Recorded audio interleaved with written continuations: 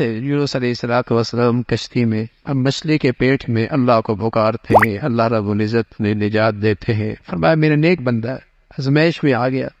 قرآن ایک نصیحت کی کتاب ہے، پھر سورہ حاقہ ہے، آخرت کا تذکرہ ہے۔ دو طبقوں کی تقسیم ہوگی، نیکی اور بدی والے۔ بدی کرنے والوں کو، نیکی کرنے والوں کو نامہ اعمال دائیں ہاتھ میں ملے گا، بڑے خوش بڑے خوش، اور کہیں گے آؤ ہمارا رزلٹ دیکھو، ہمیں تو اس رزلٹ کا یقین تھا، ہمیں یقین۔ اور بدعمالی کرنے والے، ان کو نامہ اعمال بائیں ہاتھ، انتہائی شرمندہ رسوا، نہ مال کام آیا نہ آج اولاد کام آئی، زنجیروں میں جکڑ کر جہنم میں دھکیل دیا جائے گا، کوئی ساتھ لینے والا نہیں ہو۔ اور رسلین اور ایسے گناہ گاروں کا وہ کھانا، زقوم کا کھانا،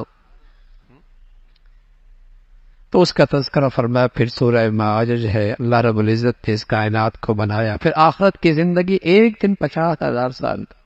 اس دن مجرم کہے گا اے اللہ میری جان چھوٹ جا، میری اولاد کو میرے بدلے میں جہنم میں ڈال، میرے گھر والوں کو ڈال دے، میری بیوی کو ڈال دے، میرے بچوں کو ڈال دے۔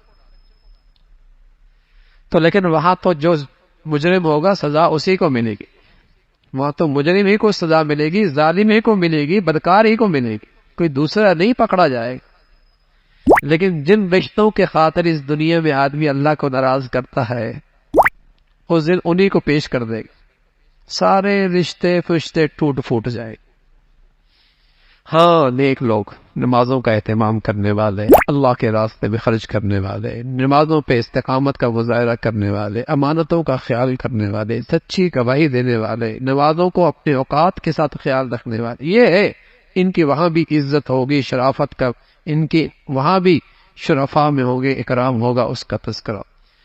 پھر حضرت نوح علیہ السلام کا تذکرہ ہے، اللہ کی دعوت دیتے ہیں اور دعوت دیتے ہی جاتے ہیں اور صدیاں گزر جاتی ہیں، لیکن قوم اور بلکتی اور بلکتی اور دور ہوتی ہے۔ حضرت نوح علیہ السلام قوم کو نصیحت کرتے ہیں اللہ سے معافی مانگو، رحمت کی بارشیں آئیں گی، اللہ نرینہ اولاد دے گا، تمہاری معاشی حالت اچھی ہو جائے گی، توبہ کرنے کے یہ ساری برکات قرآن میں موجود ہے، رحمت کی بارشیں ہوتی ہیں، کھیت زراعت شاندار ہونے لگتی ہے، معاشی حالت اچھی ہونے لگتی ہے، اللہ نرینہ اولاد دیتے۔ یہ استغفار حسن بصری رحمۃ اللہ علیہ کی خدمت میں ایک شخص آیا، کہت کوئی وظیفہ بتائیں، اولاد نہیں ہے، فرمایا استغفار کرو۔ کچھ عرصے کے بعد ایک شخص آیا، کہا یا حسن بصری صاحب بارشیں نہیں ہو رہی، کوئی وظیفہ بتائیں، کہا استغفار کرو۔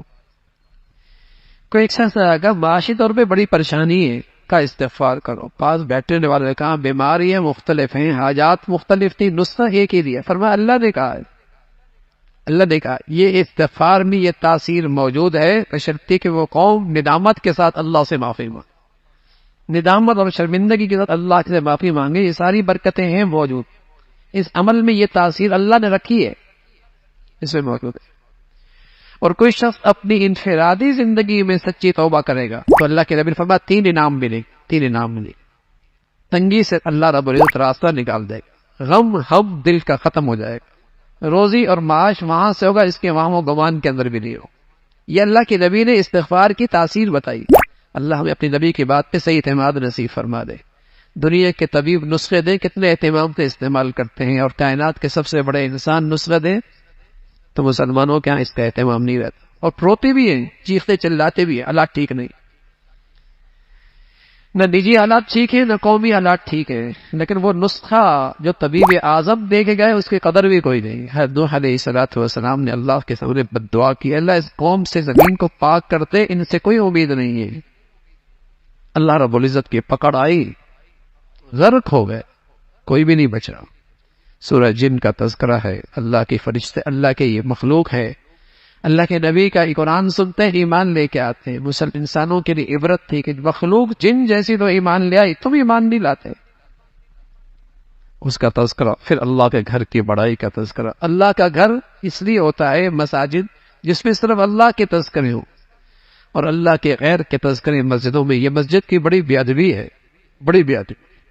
آپ بتا دیجئے نفع نقصان کا مالک ایک اللہ ہے، ایک اللہ کے ذات، میں بھی نفع نقصان کا مالک نہیں، پھر اللہ نے اپنے حبیب کو بہت پیارے انداز سے پکارا، اے کملی والے اٹھ، رات کی